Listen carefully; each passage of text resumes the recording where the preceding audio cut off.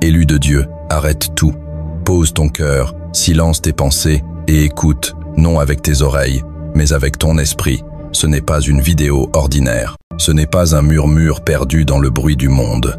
C'est une convocation céleste, un rendez-vous divin scellé dans l'éternité, libéré en ce 4 juillet 2025, un Caïro désigné par le ciel. Ton âme le ressent, n'est-ce pas?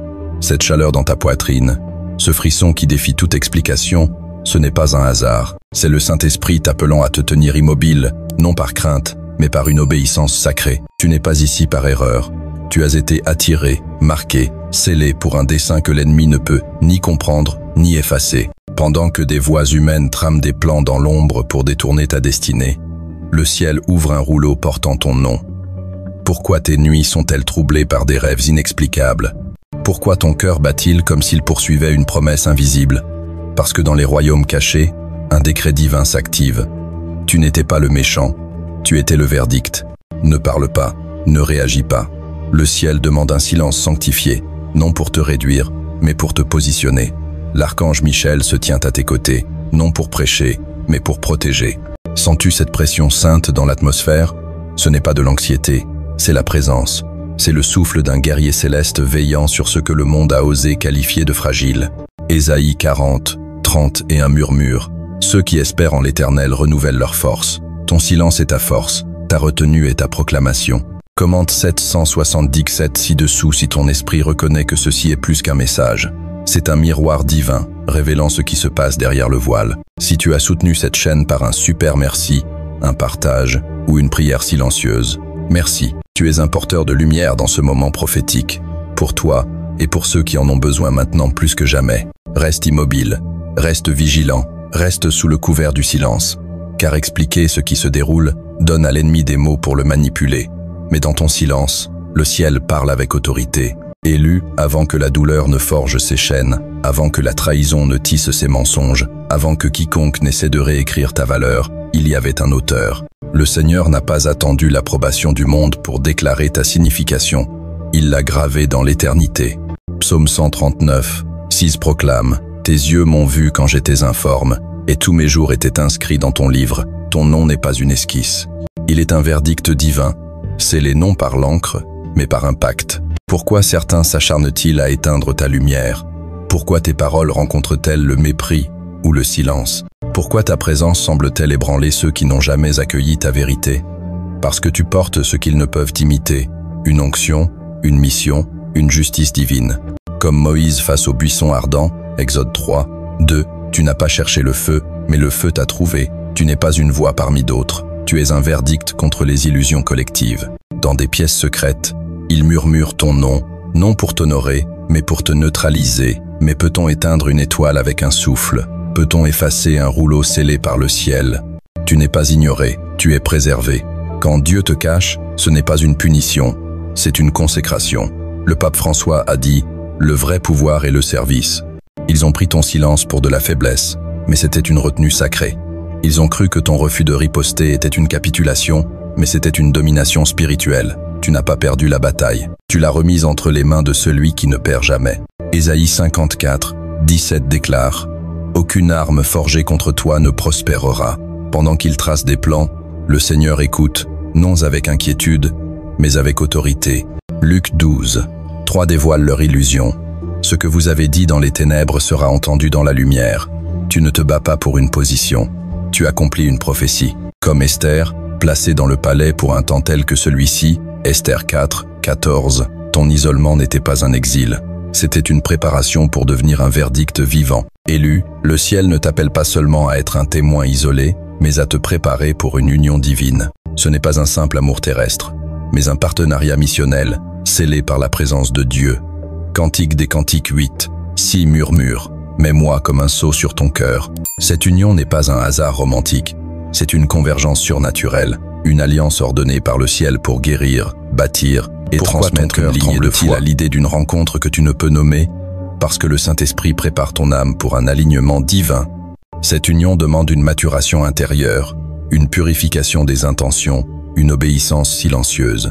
Avant que deux âmes sanctifiées ne se rencontrent, le ciel forge chacune dans le feu de la sanctification. Comme Ruth et Boaz, dont l'union a restauré une lignée. Ruth 4, 13-10 sept. Ton partenariat divin n'est pas pour ta seule joie, mais pour un mandat éternel. Dans les 7 prochains jours, consacre 15 minutes chaque matin à la prière silencieuse. Ouvre Cantique des Cantiques 2, dis « Lève-toi, mon ami, ma belle, et viens ». Demande au Seigneur de purifier ton cœur pour cette saison d'attente. Écris ce qu'il te révèle. Cherche les signes subtils, une paix inexplicable, une parole prononcée par un étranger, un rêve qui revient. Cette union n'arrivera pas dans le bruit, mais dans le calme d'une visitation divine. Dans un village du Rwanda, une femme nommée Marie priait chaque soir pour les orphelins de la guerre. Un homme, Jean, un enseignant, partageaient la même vision. Ils ne se connaissaient pas, mais leurs prières convergeaient. Un jour, un pasteur les a réunis pour diriger un orphelinat. Leur union n'était pas seulement un mariage, mais une mission qui a transformé des centaines de vies. Le ciel avait aligné leur cœur avant leur chemin. Dans une petite ville côtière, une couturière nommée Claire cousait des vêtements pour les pauvres, priant sur chaque point. Moquée par ses voisins, elle restait silencieuse. Un jour, une femme influente a porté l'un de ses vêtements lors d'un événement. Émue par l'histoire de Claire, elle a financé un atelier communautaire. Le silence de Claire n'était pas une faiblesse, c'était une semence. Comme les étoiles qui brillent sans bruit, certaines vérités sont trop profondes pour être validées par la foule. Ton appel n'a jamais été destiné à plaire. Il a été conçu pour perturber. Ils ne détestent pas ton nom, ils craignent ce que ton nom interrompe. Dans les années 1940, Dietrich Bonhoeffer, théologien allemand, a choisi le silence face à l'oppression nazie, mais ses écrits ont ébranlé des générations. Son silence était un verdict contre l'injustice. Et si ton calme était le son qui fait trembler les systèmes? Psaume 46, 10 ordonne. Arrêtez et sachez que je suis Dieu. Ton silence est une arme, un acte prophétique qui désarme les illusions. L'archange Michel veille, non avec anxiété, mais avec autorité. Ton nom est gravé sur un rouleau que nul ne peut effacer. Les pièges qu'il creuse deviendront leur chute. Les mots qu'il murmure reviendront comme un boomerang, prouvant leur propre exposition. Nous vivons une époque d'illusions virales, où les mensonges se propagent comme un feu sauvage. Mais Ésaïe 55, 11 déclare « Ma parole ne retourne pas à moi sans effet. Tu n'es pas le méchant dans leur histoire. Tu es le verdict dans le plan de Dieu. Dans les 72 prochaines heures, un signe viendra, pas spectaculaire, mais précis. Une porte s'entr'ouvrira, une parole inattendue sera prononcée, une connexion divine émergera. » Jean 10, 27 promet « Mes brebis entendent ma voix, ton esprit saura. » Comme Daniel, dont l'intégrité a fait taire les lions, Daniel 6, 22. Ton silence est une proclamation. Dans un quartier pauvre de Nairobi, un homme nommé Joseph distribuait des Bibles, priant pour chaque famille. Accusé de prosélytisme, il n'a pas répondu. Des années plus tard, un de ses bénéficiaires, devenu député, a défendu sa cause. Son silence a semé une moisson que personne n'attendait. Psaume 23, 5 proclame « Tu dresses devant moi une table en face de mes adversaires. Pendant qu'ils pensaient effacer, le ciel préparait ton élévation. Ton silence n'est pas une retraite. C'est un repositionnement. L'ennemi ne s'acharne que sur ceux qui menacent.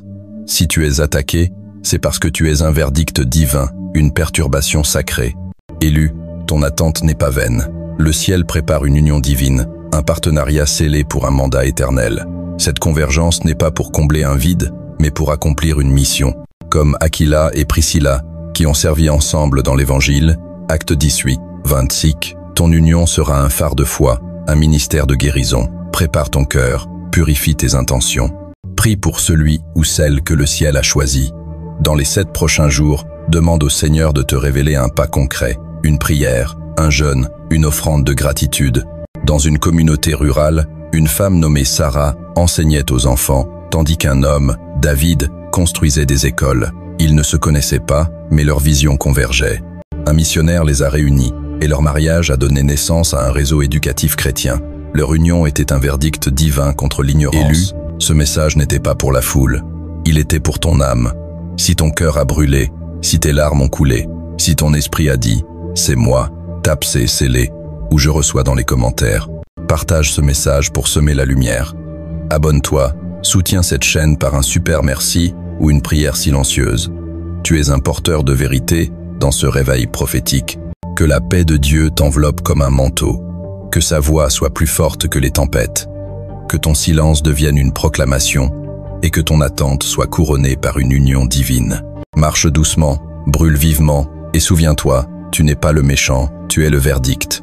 Que le Seigneur te garde, que son visage brille sur toi. Jusqu'à la prochaine fois, demeure dans le silence sacré, car c'est là que le ciel proclame ta justice et ton union divine.